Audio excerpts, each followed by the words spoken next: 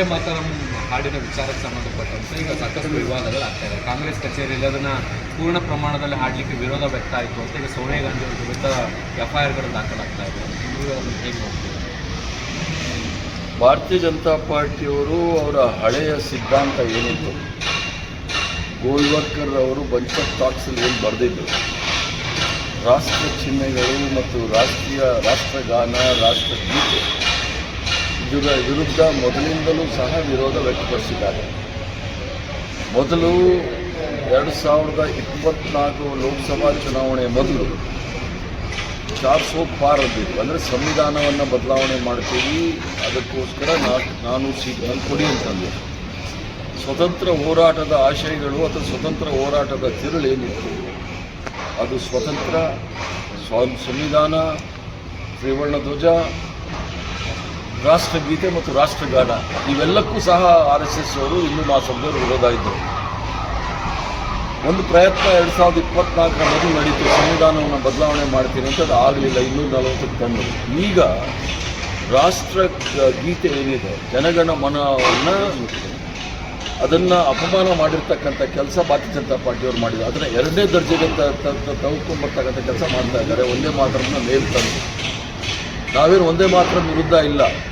ಒಂದೇ ಮಾತ್ರ ಇತಿಹಾಸ ನೀವು ನೋಡಿದಾಗ 1875ನೇ ಇಸ್ವಿನಲ್ಲಿ ಬಂಕಿಮ್ ಚಂದ್ರ ಚಟರ್ಜಿಯವರು ಬರೆದಿರ್ತಕ್ಕಂಥದ್ದು 2 ಸ್ಟ್ಯಾನ್ಸ. ನಾವು ಏನು ಇಷ್ಟು ವರ್ಷ 1896ರಿಂದ ಇವತ್ತಿನವರೆಗೂ ಸಹ ನಾವೆಲ್ಲ ಕಾಂಗ್ರೆಸ್ ಸಭೆಗಳ ಸಮಾರಂಭದಲ್ಲಿ ಮೊದಲು ಒಂದೇ ಮಾತ್ರ, ಕಡೆಗೆ ರಾಷ್ಟ್ರಗೀತೆ ಆಡ್ತೀವಿ. ಆದರೆ RSS ಅವರು, ಹಿಂದೂ ಮಹಾಸಭಾದವರು ಅವರ ಶಾಖೆಗಳಲ್ಲಿ 1925ನೇ ಇಸ್ವಿಯಿಂದ ಇಲ್ಲಿವರೆಗೂ ಎಷ್ಟು ಸಲ ಇವರು ಒಂದೇ ಮಾತ್ರ ಮಾಡಿದ್ದಾರೆ, ರಾಷ್ಟ್ರಗೀತೆ ಆಡಿದ್ದಾರೆ. ಅದು ದೇಶದ್ರೋಹದ ಕೆಲಸ ಅಲ್ವಾ? ಸದಾ ಒಂದ್ಸಲ ಏನು ರಾಷ್ಟ್ರಗೀತೆನ?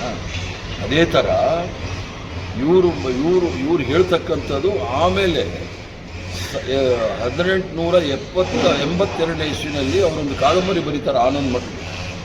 ಆಗ ಸನ್ಯಾಸಿಗಳಿಗೆ ಒಂದು ಅಂದರೆ ವಾರ್ಕ್ರೈ ಅಂತ ಏನು ಇಂಗ್ಲೀಷಲ್ಲಿ ಹೇಳ್ತಾರೆ, ಯುದ್ಧ ಗೀತೆ ಇರಬೇಕು ಅಂತೇಳಿ ಅದನ್ನು ಬರೆದಿದ್ರು. ಅದನ್ನು ಒಪ್ಪಲಿಲ್ಲ. ಅದು ರವೀಂದ್ರನಾಥ್ ಟಾಗೂರ್ ಅವರು ಒಪ್ಪಲಿಲ್ಲ, ಸುಭಾಷ್ ಚಂದ್ರ ಬೋಸ್ ಅವರು ಒಪ್ಪಲಿಲ್ಲ, ರಾಜೇಂದ್ರ ಪ್ರಸಾದ್ ಅವರು ಒಪ್ಪಲಿಲ್ಲ, ಯಾರೂ ಸಹ ಸ್ವತಂತ್ರ ಹೋರಾಟದಲ್ಲಿರೋರು ಒಪ್ಪಲಿಲ್ಲ. ಅದನ್ನು ಇವತ್ತು ದೇಶದಲ್ಲಿ ಏನು ಒಂದು ಸೌಹಾರ್ದ ವಾತಾವರಣ ಇದೆ, ಅದನ್ನು ಕೆಡಿಸ್ಲಿಕ್ಕೋಸ್ಕರ ಇದನ್ನು ಮುಂದೆ ತಂದಿಟ್ಟಿದ್ದಾರೆ. ಇದು ರಾಷ್ಟ್ರಗೀತೆಗೆ ಅಪಮಾನ ಮಾಡ್ತಕ್ಕಂಥ ಕೆಲಸ ಭಾರತೀಯ ಜನತಾ ಪಾರ್ಟಿ ಮಾಡ್ತಾರೆ. ಈಗ ಒಂದೇ ಮಾತ್ರ ರಾಷ್ಟ್ರಗೀತೆ ಸ್ಥಾನಮಾನವನ್ನು ಕೊಟ್ಟಿದ್ದಾರೆ. ಈಗ ಅದನ್ನು ಕಾಂಗ್ರೆಸ್ ಒಪ್ಕೊಳ್ಳುತ್ತಾ, ಹಾಡುತ್ತಾ? ಈಗ ಅವ್ರು ಕಾನೂನು ಮಾಡಿದ್ದಾರೆ, ಸರ್ಕಾರದಲ್ಲಿ ಕಾನೂನು ಮಾಡಿದ್ದಾರೆ. ನಾನೊಬ್ಬ ಪ್ರದೇಶ ಕಾಂಗ್ರೆಸ್ ಕಮಿಟಿ ಅಧ್ಯಕ್ಷನಾಗಿ ಕಾಂಗ್ರೆಸ್ ಸಭೆ ಸಮಾರಂಭದಲ್ಲಿ ನಾವು ಆಡೋದು 2 ಸ್ಟ್ಯಾನ್ಸಾ. 1896ನೇ ಇಸ್ವಿಯಿಂದ 2026 ಏನು ಆಡ್ಕೊಂಡು ಬಂದಿದ್ದೀವಿ ಅದನ್ನೇ ನಾವು ಆಡೋದು. ಪೂರ್ಣಗೀತೆ ನಾವು ಆಡೋದಿಲ್ಲ ಕಾಂಗ್ರೆಸ್ ಸಭೆ ಸಮಾರಂಭದಲ್ಲಿ. ಅದು ನನ್ನ president of Congress party, Pradesh Congress committee ಅಧ್ಯಕ್ಷನಾಗಿ ಇದು ನನ್ನ ನಿರ್ಣಯ. ಈಗ ಕಾಂಗ್ರೆಸ್ ಸರ್ಕಾರ ಕೂಡ ಇದೆ ಸರ್. ಈ ಸರ್ಕಾರದ ಕಾರ್ಯಕ್ರಮಗಳು ಬಂದಾಗ ಕಾನೂನನ್ನು ಪಾಲನೆ ಮಾಡಬೇಕಾಗುತ್ತೆ. ಸರ್ಕಾರ ಪಾರ್ಟಿ ಸರ್ಕಾರ ಇರ್ಬೋದು, ಮತ್ತು ಅದು ಜನಗಳ ಸರ್ಕಾರ. ಕಾನೂನು ಏನಿದೆ ಅದನ್ನು ಅವ್ರು ಸರ್ಕಾರದವರು ಪಾಲನೆ ಮಾಡ್ತಾರೆ, ಅದರಲ್ಲಿ ಏನು ತಪ್ಪು ಅಂತ ನಾನು ಅನಿಸೋದಿಲ್ಲ. ಅದನ್ನು ಸರಿ ತಪ್ಪು ಆಮೇಲೆ ಇನ್ನೊಂದ್ಸರಿ ಲೋಕಸಭೆಯಲ್ಲಿ ಚರ್ಚೆ ಆಗ್ತಿರುತ್ತೆ. ಸರ್ಕಾರದಲ್ಲಿ ಅದನ್ನು ಮಾಡಬಾರ್ದು ಅಂತ ನಾನು ಹೇಳೋದಿಲ್ಲ. ಸರ್ಕಾರ ತೀರ್ಮಾನ ತೆಗೆದುಕೊಳ್ಳಿ, ಕಾನೂನು ಮಾಡಿದ್ಮೇಲೆ ಅದನ್ನು ಪಾಲನೆ ಮಾಡಬೇಕಲ್ಲ. ಈಗ ಮೊನ್ನೆ AICC ಕಚೇರಿಯಲ್ಲೂ ಕೂಡ ಸೋನಿಯಾ ಗಾಂಧಿ ಅವರು ನಿಲ್ಲಿಸಿದ್ರು, ಖರ್ಗೆ ಅವರು ನಿಲ್ಲಿಸಿದ್ರು ಅನ್ನೋದು ಭಾಳ ಚರ್ಚೆ. ಅದು ಭಾರತೀಯ ಜನತಾ ಪಾರ್ಟಿ RSS ಅವರ ಕುತಂತ್ರ ಮತ್ತು ಷಡ್ಯಂತ್ರ. ಸೋನಿಯಾ ಗಾಂಧಿ ಅವರು ಹೇಳಿದ್ದು, ಅಲ್ಲಿ ಹಾಡು ಹೇಳೋ ಸಂದರ್ಭದಲ್ಲಿ ತಪ್ಪಾಗಿ ಹೇಳ್ತಾ ಇದ್ದಾರೆ, ಅದನ್ನು ಸರಿ ಮಾಡ್ಕೊಳ್ಳಿ ಅಂತ ಹೇಳಿದ್ರು. ಅದ್ರ ಜೊತೆಗೆ ಖರ್ಗೆ ಸಾಹೇಬರಿಗೆ 84 ವಯಸ್ಸು, ಅವ್ರಿಗೆ ಜಾಸ್ತಿ ಹೊತ್ತು ನಿಲ್ಲಕ್ಕಾಗೋದಿಲ್ಲ, ಅವ್ರಿಗೆ ಕಾಲಲ್ಲಿ ಪ್ರಾಬ್ಲಮ್ ಇದೆ, ಸಮಸ್ಯೆ ಇದೆ, ಅವ್ರಿಗೆ ಕುರ್ಚಿ ಕೊಡಿ ಅಂತ ಹೇಳಿ ಅದನ್ನು ಷಡ್ಯಂತ್ರ ಕುತಂತ್ರ ಮಾಡಿ ಈ ಅಮಿತ್ ಶಾದವರು ಏನೇನೋ ಭಾಷಣ ಮಾಡ್ತಾರೆ. ಆದರೆ ನಾನು ಹೇಳೋದಿಷ್ಟೇ, ಇವರು RSS ಶಾಖೆಯಲ್ಲಿ ಸದಾ ವತ್ಸಲೆ ಬಿಟ್ಟು 2 ಸಲ ಒಂದೇ ಮಾತರಮ್ಮು ರಾಷ್ಟ್ರಗೀತೆ ಆಡಿದ್ದಾರೆ, ಜನಗಣಮನ ಆಡಿದ್ದಾರೆ ಅಂತ ಹೇಳಕ್ಕೆ ಕೇಳಿ. ಇವರು ರಾಷ್ಟ್ರ ವಿರೋಧಿ ಚಟುವಟಿಕೆಗಳಲ್ಲಿ ಇದ್ದವರು. ಇವರು ಸ್ವತಂತ್ರ ಹೋರಾಟದಲ್ಲಿ ಇವರಿಂದ ನಾವು ಕಲಿಬೇಕಾದಿಲ್ಲ, ಏನು ಆಡಬೇಕು ಏನು ಆಡಬಾರ್ದು ಅಂತ.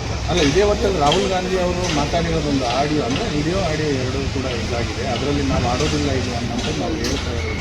ಈಗ ರಾಹುಲ್ ಗಾಂಧಿ ಅವರು ಏನು ಹೇಳಿದ್ರು ಅಂತ ನಾನು ಕೇಳಿಲ್ಲ.